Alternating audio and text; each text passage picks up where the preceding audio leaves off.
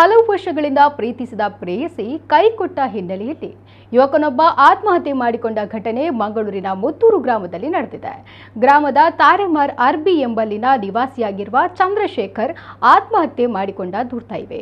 ವೃತ್ತಿಯಲ್ಲಿ ಮೇಸ್ತ್ರಿಯಾಗಿದ್ದ ಚಂದ್ರಶೇಖರ್ ಕಳೆದ ಹಲವಾರು ವರ್ಷಗಳಿಂದ ಯುವತಿಯೊಬ್ಬಳನ್ನ ಪ್ರೀತಿಸುತ್ತಿದ್ದು ಆಕೆಯನ್ನು ವಿವಾಹ ಮಾಡಿಕೊಳ್ಳುವ ಆಲೋಚನೆಯಲ್ಲಿದ್ದ.